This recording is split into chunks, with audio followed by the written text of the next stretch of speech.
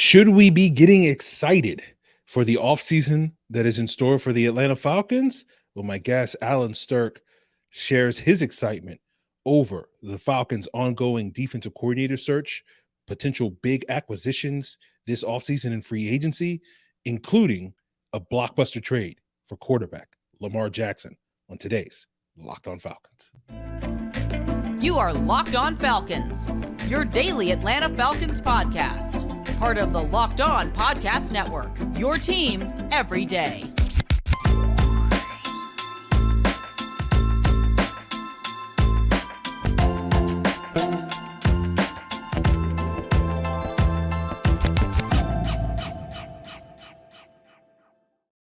So, guys, you know me. I'm Aaron Freeman, a.k.a. Mr. Drew, a.k.a. Sirius Black, and a.k.a. the most humble host here of this illustrious Locked On Falcons podcast, part of the Locked On Sports Atlanta podcast family, your team every day. And today's episode is brought to you by Bet Online. Bet Online has you covered this season with more props, odds, and lines than ever before. Bet Online, where the game starts. And guys, we thank you for making Locked On Falcons your first listen each and every day, Monday through Friday, on a variety of podcast platforms, including Apple, Odyssey, Google, Spotify, and of course, on YouTube. Make sure you subscribe to Locked On Falcons on YouTube, and you get the video version of the podcast the night before the audio drops. And make sure you check out Locked On Falcons on your Roku and Amazon Fire TV. Just download the Locked On Sports Atlanta app, and you'll get Locked On Falcons, Locked On Hawks, Locked On Bulldogs, Locked On Braves, and ATL Day Ones on your Roku and Amazon Fire TV. So, guys, without further ado, I have joined by a guest, none other than Allen Strk of the Falcoholic, and we're going to talk about, the Falcons quarterback situation, including if making the play for Lamar Jackson is the right move, is exciting, and is it justifiable? We'll get into that. We'll talk about the defensive coordinator search as well, and Allen's thoughts on what he would like to see from the new defensive coordinator. And we'll talk a little bit about some of the free agents that the Falcons could be looking to retain this offseason, and maybe some of the key guys that he thinks has earned new deals here in Atlanta. So we'll get into that without much further ado right now here on Locked On Falcons. All right, guys, we are back with another illustrious guest, none other than Allen Strk, former co-host of the Locked On Falcons podcast, contributor for the Falcoholic, and of course, he is the guy that is putting it all together for Odyssey. Without him, there would be no Odyssey. That's what he told me off the air. And today we are going to be talking about the Falcons offseason with a lot of stuff that's happening, a lot more busy offseason than since the end of the regular season. And obviously the big question that we got to talk about is sort of what do the Falcons do at the quarterback position? And so, Allen, I guess I'll just put it to you. What do you think the Falcons will do at the quarterback position, and what do you think they should do at the quarterback position this offseason? So I wrote a piece last week about pretty much being not all in on Desmond Ridder, but absolutely giving him every opportunity to start in 2023, but having a strong alternative, i.e. Ryan Tannehill, because I do think Ryan Tannehill is more than serviceable and someone that you could be competitive with in this league. And I do think, obviously, the familiarity with Arthur Smith would be hugely beneficial if Ridder does not pan out. But the Lamar Jackson situation has made my head swirl. And now I'm pondering a lot of different possibilities because there's no denying the Falcons have cap space. And there's no denying Lamar Jackson would be a perfect fit with Arthur Smith's scheme. And he's someone that could transform the organization. And there's no denying this organization desperately needs an injection of star power. They tried it last year, albeit under very problematic circumstances. We don't need to dive into that because it's a new year. So I think the new regime, or not the new regime anymore, I really have to stop saying that. It's 2023. It's their third offseason, damn it. But nevertheless, I think Terry Fontenot and Arthur Smith have proven they're willing to put all their chips into a player that they fully believe in. And what other player that's available, or albeit a quarterback that can play at a top 5 level and MVP level, than someone like Lamar Jackson. Okay, so it sounds like you feel like this Lamar Jackson stuff is real, right? Yeah, is that fair? Certainly. I think, and I don't think it's because he didn't go to the playoff game Sunday night. I think that was totally overblown. He didn't travel to any of the away games, and according to someone like verifiable source Marlon Humphrey, Lamar Jackson has been limping in the locker room. So asking him to get on a flight, given the swelling in his left knee, I think that's a total non-story of him not being in the playoff game. I think the story is not just the fact that he hasn't signed, but John Harbaugh, like in press conference, have you noticed like he hasn't really fully backed him? He's been kind of just saying, "Oh, we thought he'd be healthy right now." Like just the total lack of support, I think, is alarming, especially someone like a John Harbaugh who is known for being this commanding figure. Albeit Harbaugh has had his falling outs with star players in the past, Ed Reed, Earl Thomas, etc. But I just think the Ravens and not having full support of Lamar Jackson, someone that's literally, I think, has a 75% win percentage. I think he's 45-16 as a starter, is a bit baffling. So that's why I think there are real rumblings, and I do think there is serious buzz about him being traded, and I think we should have hope for it. Okay. So if the Falcons were to, you're basically saying you would approve of that move, right? Yeah. How about you? I did a whole podcast saying no yesterday. So, but like, look, I think you can make a case for it. For me, I'll bounce this idea off of you, and I might do a deeper dive on this maybe on tomorrow's episode. But I'll bounce this idea off of you, and you tell me if it's worth 10 minutes of a podcast. Okay. I think the case for it is that, like, you look at the landscape of the NFC, and you see teams like the Green Bay and Tampa Bay and New Orleans that have been very good the last couple of years, seem to be on a downward trend. And it kind of leaves teams like Philly and San Francisco and maybe Dallas as kind of the top teams. And you could make a case that with Lamar Jackson, with some of the young core that the Falcons have on their offense, with Algier and London and Pitts all on rookie contracts, and with the cap space that they're going to get this offseason, and basically going out and buying a defense, you can make a case that that team could jump into that top 3 or 4 teams in the NFC and make a serious run over the next couple of years, given that the NFC is kind of down, and Lamar Jackson would be a big part of making that leap. For me, I guess the pro of that is like you could do some damage in the NFC over the next couple of years. I think the con of that is it's probably not set up for long-term success, because you'll probably, if you don't win in the next 2 or 3 years, then you're probably going to be in a similar situation as like Dan Quinn taking over for Mike Smith and having to just basically, rebuild it with, brand new pieces or whatnot. But do you feel like that is kind of the case? Like the case for it is the NFL stands for not for long. And if you're Arthur Smith and Terry Fontenot, you don't care about, where this team is at necessarily 5+ years from now. It's about like, what can we do over the next 2 or 3 years? Is that a fair way of looking at the case for Lamar Jackson? Man, you definitely have a podcast coming up. You put together something, and you bring the content strategist on to think of podcast ideas, and now you just come up with something. But and you broke it down very nicely, and you definitely gave me a lot to consider. I just think you have to capitalize on a window, because another thing is the longest drought. Our buddy Matt Chambers wrote about this. It's been 30 years since a drought's been like this. Like the fact that they haven't been in the playoffs in this long is, it's I think it's starting to wear on people. And I know you want to operate on hope, you want to operate on desperation, because organizations do not succeed like that, and you want to act practical. But it's just, when do you ever see a talent like this become available? Yeah, I mean that is the argument. We won't go into it, but like I think Lamar Jackson is good, but I don't think he's as good as some people say he is. Do you think Greg Roman, who I know is extremely frustrating and very predictable at times, but do you think Greg Roman elevates him? No, I don't. Oh, okay. But I also don't really think Arthur Smith's offense is going to get significantly more out of Lamar than what Greg Roman, because I feel like there's a lot of overlap with how Arthur Smith's offense was under Mariota versus what Lamar is under Greg Roman.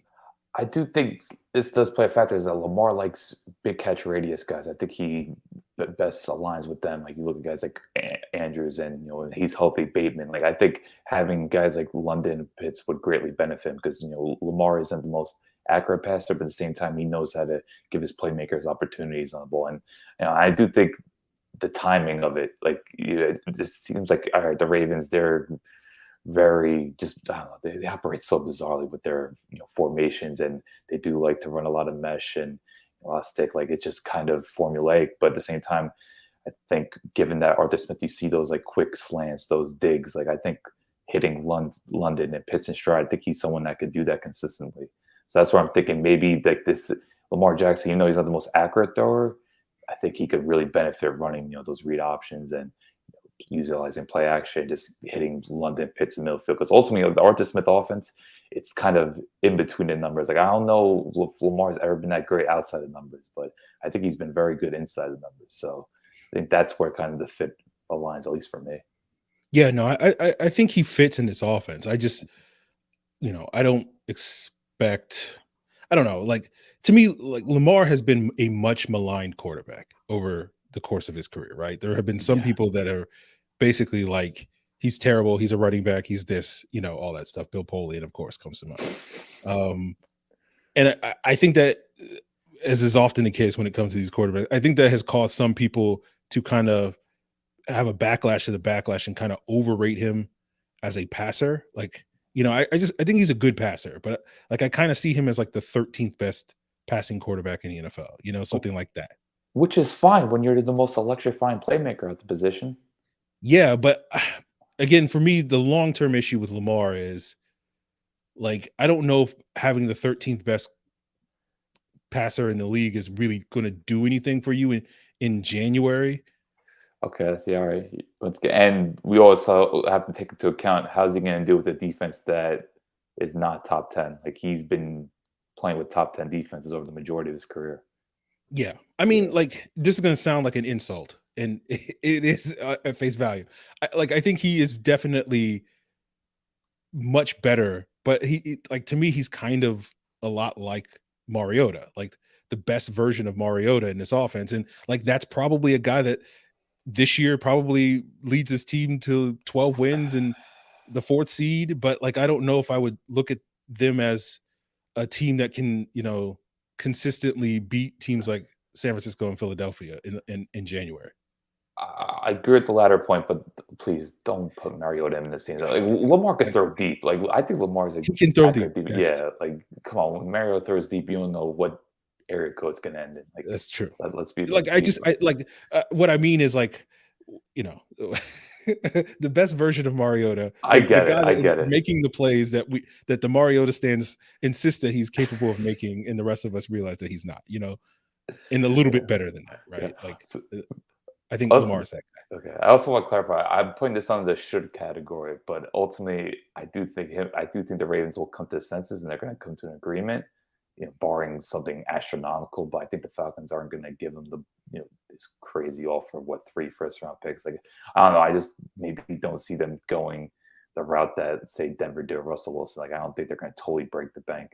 So I don't know. I wonder if San Francisco is now giving teams a template. Like, if you have this extraordinary supporting cast, you could have a decent quarterback in. Now, granted, you need a great defense as well. But I just wonder, seeing the blueprint San Fran's setting out right now is going to influence organizations where it's like, we get like this supporting cast that's just breaking tackles every time they catch the ball. We could utilize them in so many schematic ways. Maybe we could just have a functional quarterback and scheme plays up for him. I do wonder if San Fran's setting the blueprint for that. And maybe Arthur Smith will see that with Desmond Ridder, although the hope is Desmond Ridder will be more than just a functional quarterback. We'll see.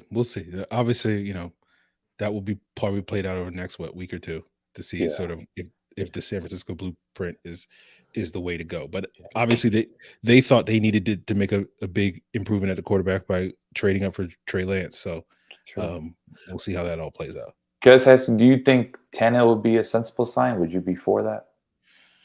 I mean, I would get it. Like, he's basically like, where his floor is probably where you're hoping Desmond Ridder's ceiling is next year, right?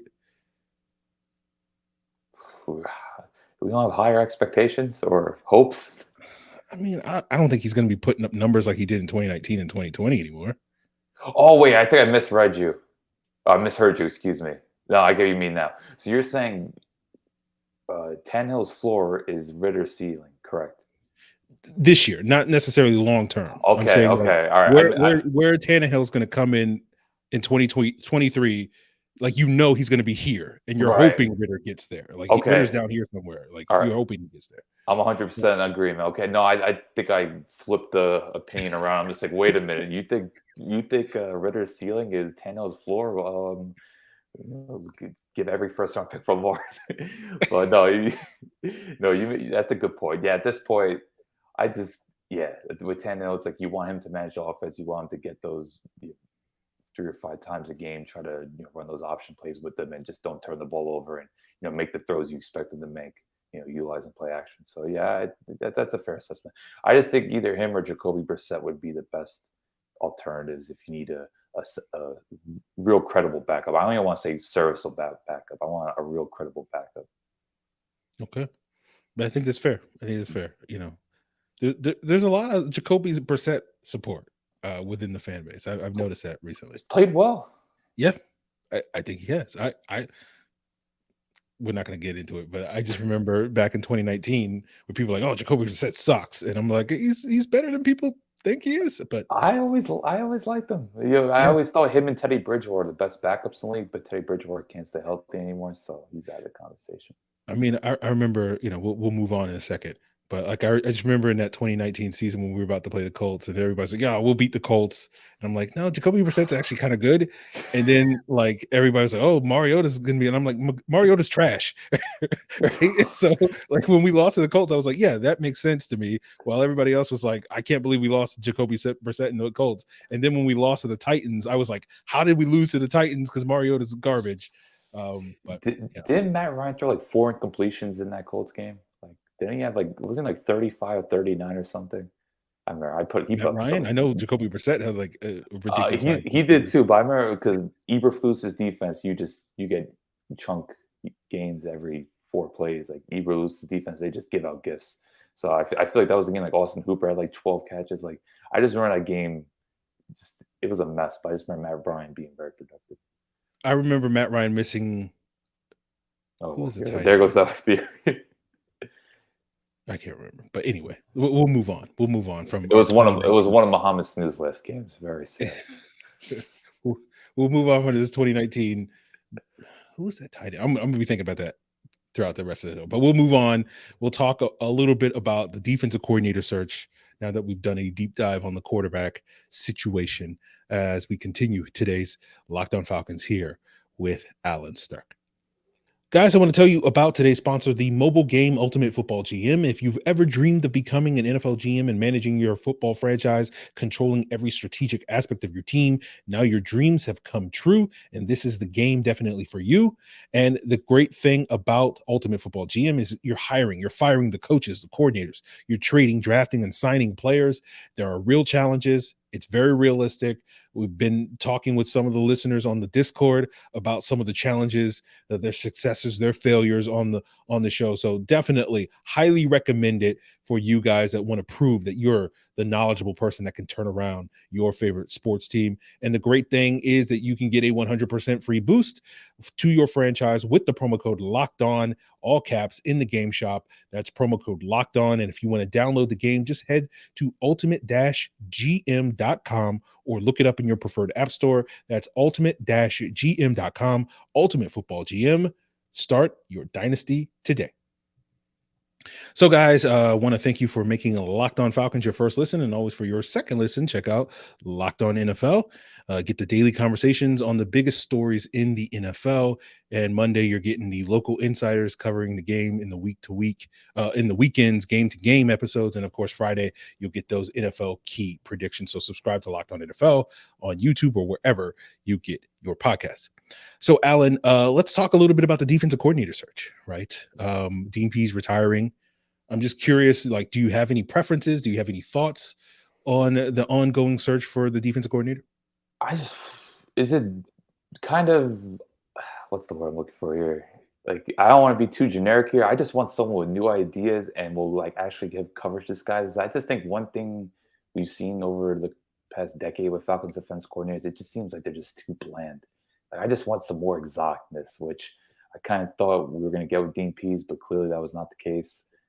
too much cover 2 for my liking, too many delayed blitzes. Like I appreciate what Raheem Morris did during his time as defense coordinator and as an intern coach. I think he was like the only defense coordinator I remember being genuinely ecstatic about. But besides that, I just feel like the last decade has been very underwhelming when it comes to decoys. All right, the 1 year Mike Nolan, very memorable year, absolutely. 2012 Mike Nolan, Corey Bierman dropping 20 yards into coverage. You gotta love it. Willie Mo with the blitzes, but I just think, and look, I know this is probably a general viewpoint for most fans, but I just think someone that could actually put together some good coverage disguises, maybe be a little bit more at the forefront of the blitzes. Like, look, you're gonna get twists, you're gonna get your fair share of different quarters coverages and cover 3, etc. But I just want to see more disguises. I want to see quarterbacks actually get flustered, because I just think over the past 10 years we've seen too many quarterbacks be comfortable playing this defense. Okay. I was going to ask you, how much do you think of that is on the or at least basically, I know I've said it many times on this podcast that like I think that's more of a, they don't have the players to fluster quarterbacks more so than the scheme to fluster quarterbacks. But I'm just curious where you sort of land on that. I mean, you're right. I can't say you're wrong about that. I don't know. I just want to see more experiment. Even like, I don't know, because it seemed like, I don't know, kind of went on a blur. Like Marquand Manuel, he had the personnel, and I don't remember him necessarily doing that. So look, I know it's a work in progress. You need the personnel to be able to maximize your playbook. Like even Dean Pease said that he can only utilize 60% of his playbook in 2021. So I do get it. You got to have the personnel to provide that versatility and flexibility, and trust players to do things that are rather out of the ordinary. So I do get that, but I don't know. Just with the defensive coordinator searches, obviously you want someone with a good track record. There's definitely some guys out there, but it's hard to pinpoint what you want unless you have a real specific cover alignment. Like I know for me, like I'm kind of over cover 2. Like I just think playing cover 2 is just too much of a dangerous game in today's NFL.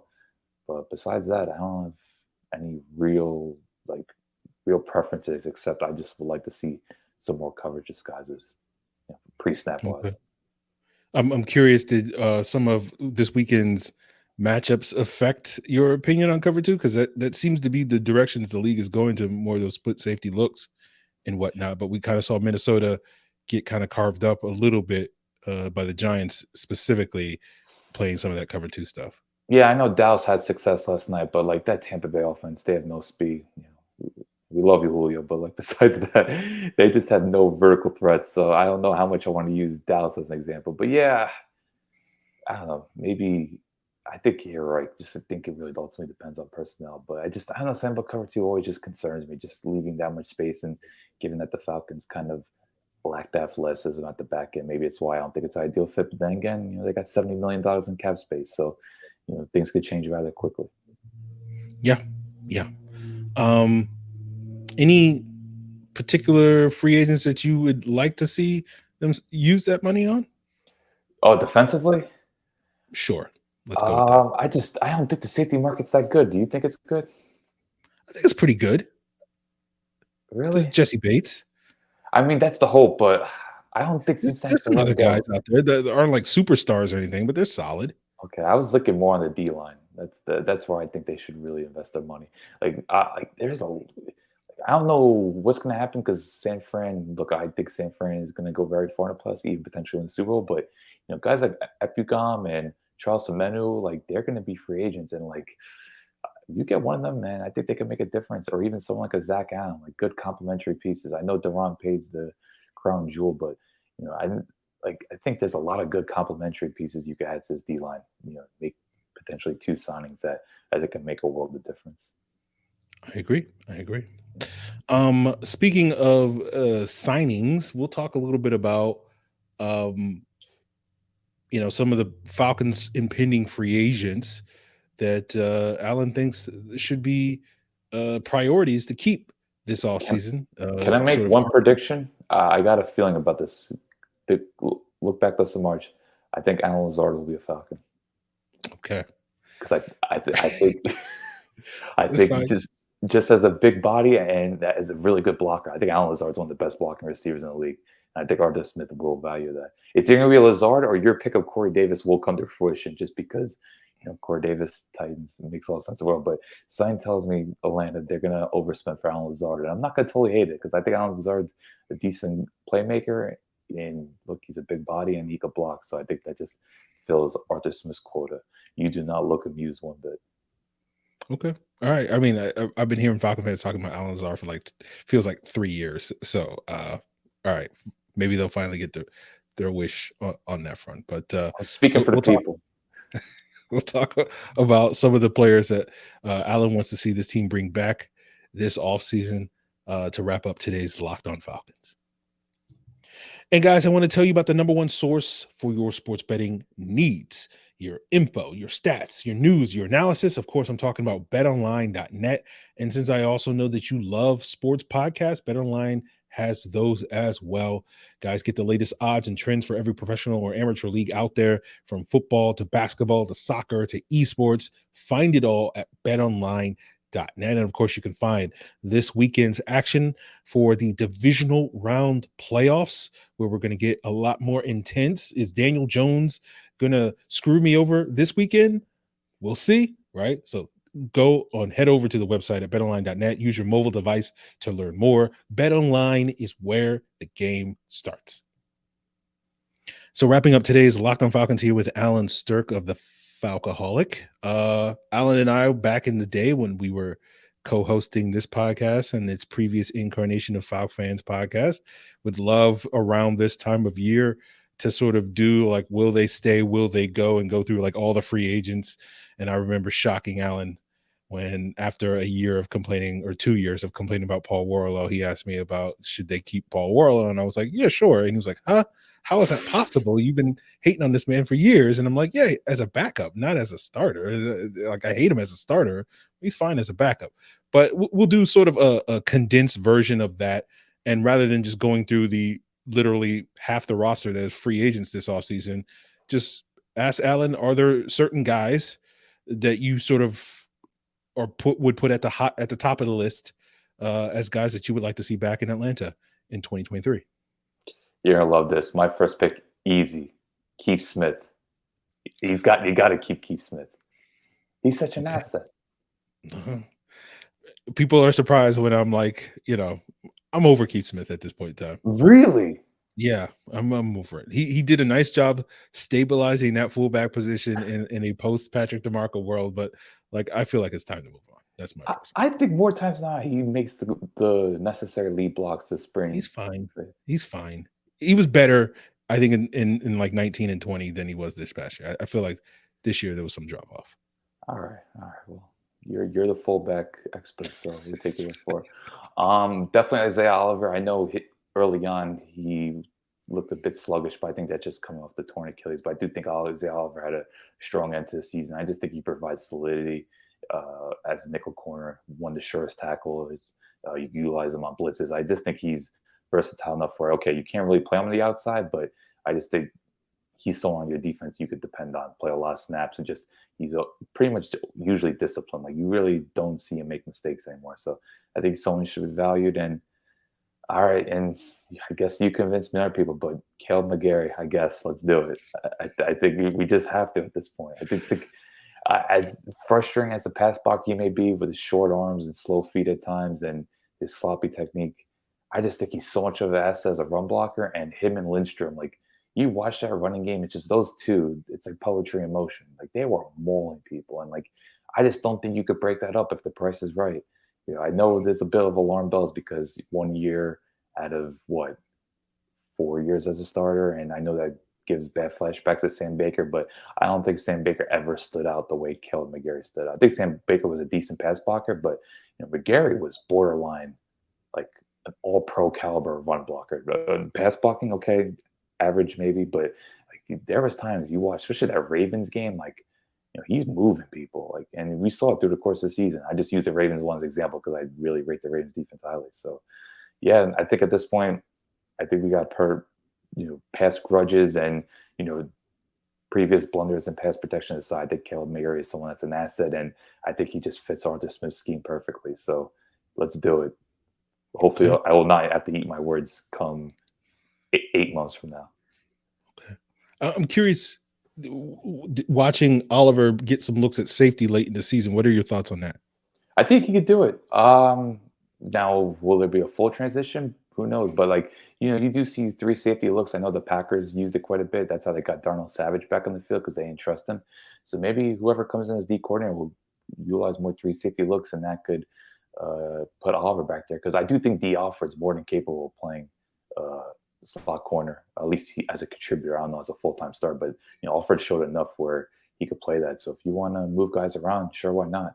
Because look, I just think Oliver tackling wise, you just always depend on. There's rarely a time he misses a tackle. So I think that's huge. And I just think with his experience and just his on-field awareness, he just always seems to be around the ball, which is kind of crazy to say now because in 2019 he was anywhere but near the ball. But he's really made some serious improvements to his game, and it would be nice to see him get that multi-year contract because he was on the verge last year before obviously tearing his Achilles. Okay, I got 3 guys, 2 of whom are free agents, and one of them is a potential cap cut. Where you sort of fall on them returning: Rashaan Evans, Lorenzo Carter, and Casey Hayward. I'd like to hear your opinion first. Is that possible? Okay, all right, good one. Yeah, I appreciate that. I'm out on Rashaan Evans. He was fine down the stretch. No DPs, no Rashaan Evans. Yeah, I'm just been there, done that. He was basically he's the Marcus Mariota defense. He was a bridge. Oh, that's harsh. I was gonna say Curtis Lofton, but okay. He's fine, but I feel like we could do much better. Yeah. Lorenzo Carter, I think he has a role. I think he's a role player, right? Mm-hmm. That's what he was in New York. He was fine in that role. Obviously, because of the lack of other talent on the Falcons front, he kind of had to be the guy, and he's not really that guy. So I would like him back as a role player, but instead of being their top edge for most of the season until Ebiketie midway through the season, he needs to be the third or fourth edge, if you ask me. So if they can get him back for a price that is fair for that type of role, I would have him back. But if not, then I feel like we can do better as well. Right. Yeah, I'm in full agreement. Casey Hayward, I'm kind of 50-50 on Casey Hayward. I feel like I think he got off to a little bit of a slow start the first couple of games, but then kind of figured it out, and then he got hurt. And so he's an older guy, and you do worry about him hitting that wall, especially if we go and hire someone like a Brian Flores, who's going to play a lot more man coverage rather than zone. So it kind of depends on who the D coordinator is going to be, where I kind of fall on Casey Hayward. But I could take it or leave it. I feel like that's a position that the Falcons need to try to get better at, regardless of whether they keep him. But if they want to keep him as an insurance policy in case whoever they bring in isn't an upgrade, like if they draft somebody and that guy's not necessarily ready to start right away, kind of like Richie Grant last year, then I like Hayward as an insurance policy. Damn, you're making a lot of strong points, man. I'm not really opposed. I will have a little bit more of a stronger stance towards Lorenzo Carter. I actually really would like Lorenzo Carter back because I didn't realize how good of an edge defender he is against the run. I thought he actually flashed against the run quite a bit. And I agree he should only be playing 20, 30 snaps a game, maximum, I should say. But I think they should really make a push to bring him back. Now, of course, you got to see what the financial situation is. But I think if you limit his snaps, he could be more productive. I just think playing 50, 60 snaps, he just wore down. And he's just not someone that can consistently win like that. But I do think he could be an asset. Evans, I enjoyed watching. I love that old school thumping linebacker, but I think if this defense is going to seriously grow, you can't have him as a starter. And I don't know where he fits at this point because the coverage limitations, and I do think he wore down in the second half of the season. I thought he had a strong start to the year, but kind of faded. And I just think you need more range with linebackers. You see how the best defenses are in this league. They have rangy linebackers. And he's just not an asset in coverage at all. Hayward, I'm leaning towards more no, just because I just think in man coverage he is a bit of not a liability, but I just don't think you could fully trust him. And I could see teams picking on him if they are going to play more man coverage. I still think he's savvy enough to excel in more zone looks, but I have a feeling Falcons are going to get more of an aggressive defensive coordinator, and I just don't think he'd be the best fit. But I do agree with you that it does ultimately depend on coaching. I'm not opposed to bringing him back. I don't know if you want to depend on him as a starter if they're going to play more man, because we've seen so many corners get picked on over the years. You don't want to have another one get picked on, especially someone that's older, and you kind of feel bad for him because he really was, he was a former All-Pro and someone that used to be generally good, and it kind of hurts your heart to see him, just in a terrible scheme for his talents at this point. Okay. All right. Well, Alan, I appreciate your feedback on that. I'm sure you gave the listeners a lot to chew on, not only for Lamar Jackson, the defensive scheme issues, and of course, some of these free agents. And we now have another resident here on McGary Island here on the podcast. But Alan, I can't believe you turned on Keith Smith. That's the bigger shocker to me, man. Yeah. We'll see. So support the fullbacks. Look, I fell in love with Parker Hesse. I'm cheating on Keith Smith with Parker Hesse. That's basically what's happening. I can't top that after that. If this was the Falcons, that's your episode top right there. Exactly. But Alan, let the people know what you got going on for them coming up over at the Falcoholic. So this coming Thursday, we have an end of season roundtable with the illustrious Aaron Freeman, Matt Chambers, Will McFadden, Everett Glaze, Adnan Ikic, and myself. We're doing just a huge, big roundtable. I'm not going to tell you the topics because that'd be a bit of a buzzkill.